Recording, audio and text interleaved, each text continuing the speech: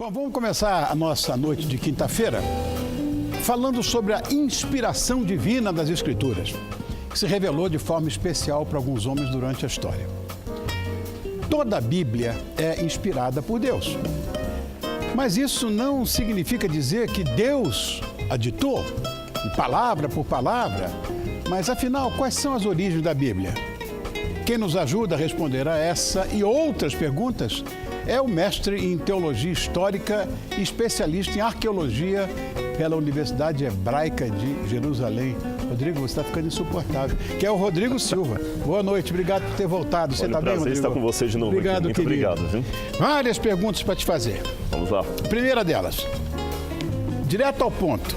Quem escreveu os evangelhos e quando que eles foram escritos? Na verdade, há duas opiniões aqui. Eu vou dizer quais das duas e quais que eu defendo. Há um grupo de teólogos mais liberais que acham que os evangelhos foram escritos não por Mateus, Marcos, Lucas e João, mas por pessoas que colocaram esse nome e que seriam tardios, do final do primeiro século, talvez até início do segundo século. Eu, particularmente, participo de um outro grupo, que os evangelhos foram escritos justamente por esses 4 nomes, sim, e o evangelho de João seria do ano 90 e os outros 3, chamados sinóticos, Mateus, Marcos e Lucas, seriam anteriores ao ano 70, depois de Cristo. Certo. Agora, durante quantos séculos, né, a Bíblia foi composta com esses textos sagrados? Sim, foi muito tempo. Muita coisa, né? Se nós tomarmos Moisés como o primeiro autor da Bíblia e entendermos que os primeiros livros que Moisés escreveu são do século XV a.C. e o Evangelho de João no ano 90 depois de Cristo, então eu estou trabalhando com um hiato de 1.500 anos, de aproximadamente aí, levando dezenas de autores, alguns deles, a maioria deles que nem se conheceram. Bom, para a Bíblia, quem é Deus? Porque ela mostra Deus como sei lá, carinhoso, raivoso. Eu discuto muito isso ao mesmo tempo, né? Quem é Deus? Boa pergunta você fez. Na verdade, Deus, na Bíblia, ele fala com sotaque humano. Ele se apresenta com um rosto. Eu vou responder essa pergunta contando uma parábola, como os rabinos faziam do tempo de Cristo. Uma mãe, uma vez, colocou uma criança no quarto à noite para dormir. Quando ela saiu, ela apagou a luz e falou assim, dorme. Ele falou, estou com medo, mamãe, está escuro. Ela falou, eu sei que está escuro, mas Deus está com você. A criança falou, eu sei que Deus está aqui, mas eu quero alguém com um rosto. A Bíblia mostra um Deus com um rosto. Agora, qual que é o rosto com o qual Deus se revela? O rosto que a cultura pode compreender. Se Cristo estivesse aqui hoje no seu programa, ou ele estaria de terno e gravata, ou usando jeans como eu, ele não estaria com aquela túnica branca. Ele veio com aquela roupa, com aquele estilo de cabelo, por causa daquela época. Então, no Antigo Testamento, você tem uma imagem de Deus que é um pouco agressiva para nós, mas é a imagem que eles precisavam. Lembra, os hebreus saíram do Egito, eram escravos, eles estavam acostumados com aquele ar sereno, mas ao mesmo tempo é um Deus que demonstra amor, paixão, é um Deus que age, que move, é o grande Hashem, como dizem em hebraico, né? o grande nome, aquele que permeia tudo e ao mesmo tempo não se identifica com as coisas que ele criou. É a grande energia, a energia cósmica. Exatamente, mas é uma energia cósmica pessoal. Deus não é impessoal. Então, como eu disse, ele se revela de uma maneira que nós possamos entender. Que bonito isso aí. Isso aí é uma cena dos 10 mandamentos do Príncipe do Egito, melhor dizendo. Príncipe do Egito. É uma animação. Mas então a ideia é essa, Deus é didático, Rony. E ele em cada época ele fala de uma forma que o povo possa entender. Claro. Ele sempre fala com sotaque humano.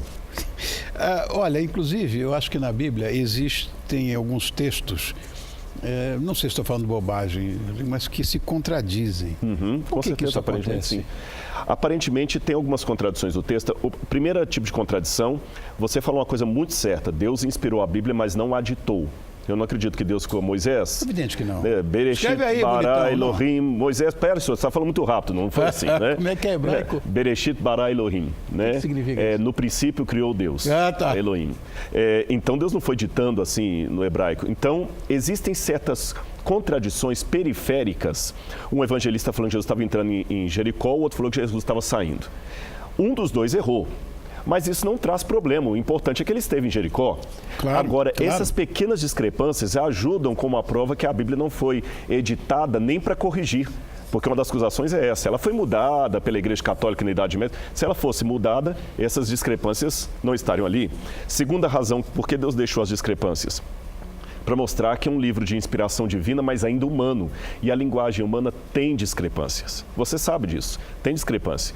Até a nossa forma de expressar, você, acima de tudo, é um cantor, é um poeta. Você sabe que na poesia, às vezes, você não consegue encontrar palavras para descrever um sentimento. E o mais lindo é que esse livro, com a imperfeição humana que possui, consegue fazer algo que nenhum outro livro consegue. Por exemplo, eu admiro muito os clássicos, Machado de Assis, maravilhoso. E eu sei que a educação enobrece, eu não duvido disso. Mas deixe-me pegar um livro de Machado de Assis e levar na prisão. Quantos presos deixarão o mundo das drogas, da criminalidade, porque leram Machado de Assis? Nenhum. Agora, coloque a Bíblia. Vários se transformaram. Então você vê que é um livro humano, mas de origem divina. Então esse sotaque humano, ele é importante, porque é aí que está o verdadeiro milagre. Porque se ela fosse preparada para transformar pessoas, isso é óbvio, os melhores escritores a produziram.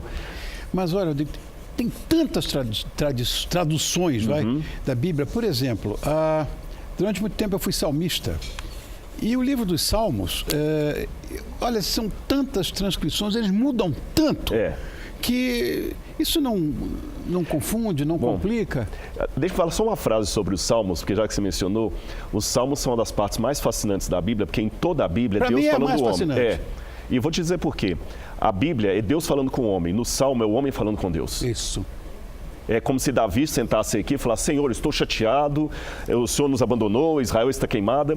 Agora, por que dessas traduções? O trabalho do tradutor não é fácil. Os italianos já brincavam, tradutor e traditore.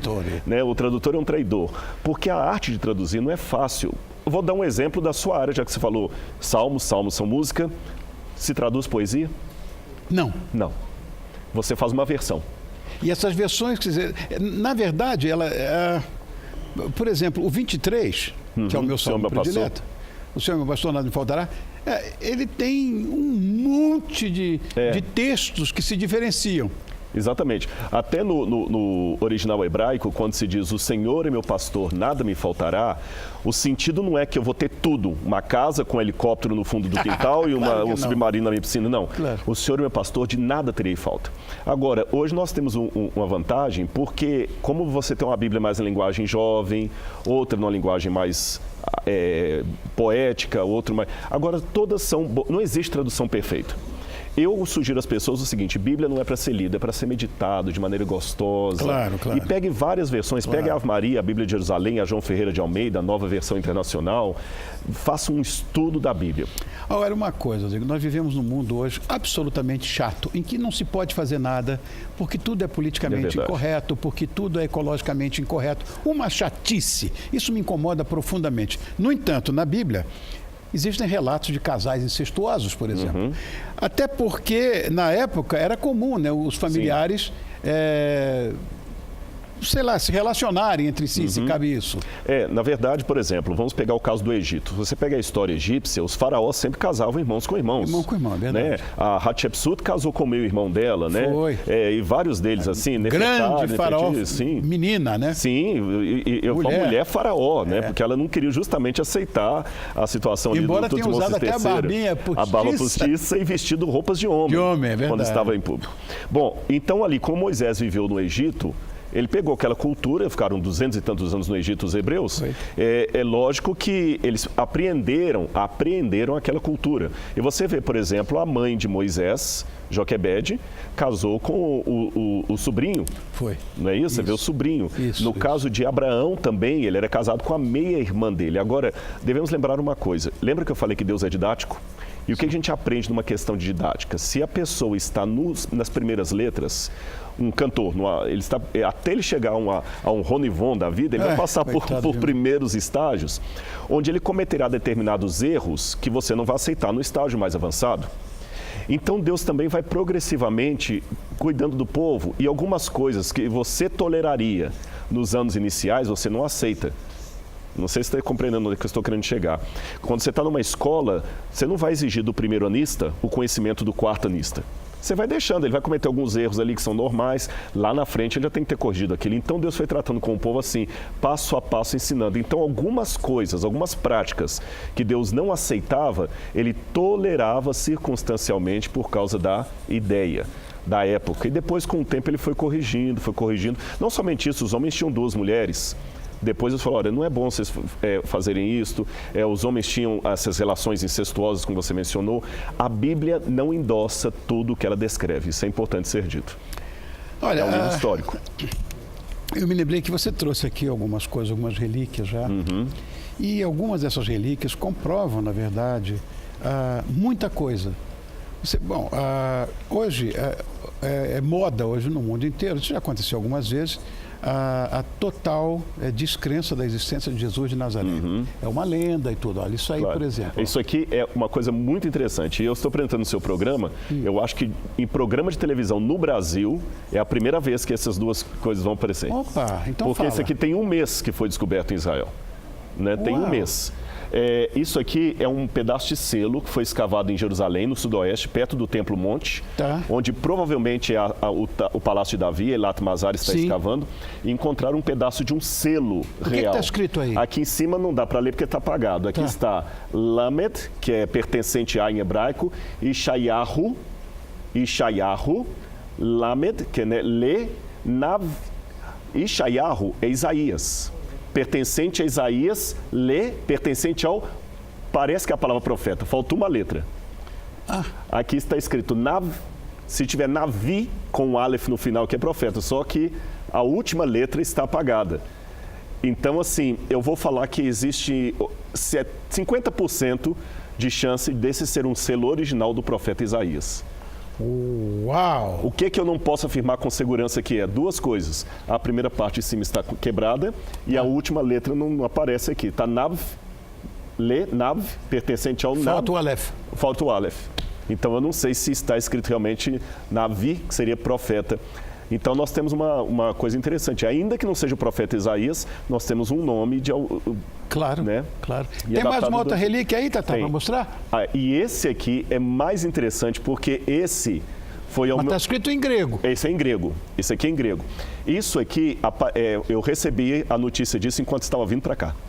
Olha! Exatamente.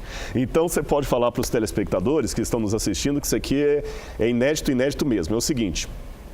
Quando eu vim ao programa da outra vez aqui, eu fiz uma menção, você me perguntou sobre os papiros bíblicos e tudo mais, eu falei que o mais antigo que nós tínhamos era um papiro John Rylands, John Rylands porque está na biblioteca de John Rylands, mas ele é do 2º século, era do Evangelho de João. E que era muito importante, e eu não me recordo agora de memória se naquela altura eu mencionei para você a possibilidade de um achado do Evangelho de Marcos. Eu acho que eu falei, mas... Falou. Só que a gente não tinha ainda o papiro. A pessoa que descobriu não tinha autorização, porque tem questão de copyright, direitos autorais para fotografar, de apresentar em público. E enquanto eu estava vindo para cá, eu recebi de um ex-aluno meu que está terminando o doutorado dele nos Estados Unidos, a notícia que ele já divulgou o papiro. E aqui está o fragmento do Evangelho de Marcos, datado do 1º século. Isso aqui é uma prova que eu posso dar que os evangelhos são anteriores ao ano 70. É que você falou isso agora. Que eu falei, exatamente. E esse aqui é pelo menos 50 anos mais antigo do que o que eu mencionei no seu programa. Aqui eu estou vendo a palavra baptisei, que é a palavra batismo, está aqui 1, 2, 3, na terceira letra. Estou vendo. Baptisei, que é batizar, né? Alguma coisa assim. Nem eu li ainda, porque eu acabei de receber. Sensacional. Galileia, está escrito ali em cima. Então, eu acabei de receber isso enquanto estava vindo para cá no celular, falei com a Andreia e eu falei, olha, vou dar um furo de reportagem no programa do Furamos, né? Esse aqui é um furo. Não saiu nem em revista, nem em lugar nenhum isso ainda. Rodrigo, só tenho que te agradecer, um prazer pedir que você volte aqui, mais, viu? Você tem voltado, né? Mas deixar sempre essa porta aberta para essas coisas que são fascinantes e eu gosto muito. E para mim é um grande prazer estar com você, eu admiro muito a sua pessoa e o seu trabalho. Obrigado. Olha, o Rodrigo Silva, ele é especialista em arqueologia pela Universidade Hebraica de Jerusalém. Socorro. Obrigado, Rodrigo, por ter vindo. Muito obrigado. Foi muito legal essa pauta. Obrigado mesmo.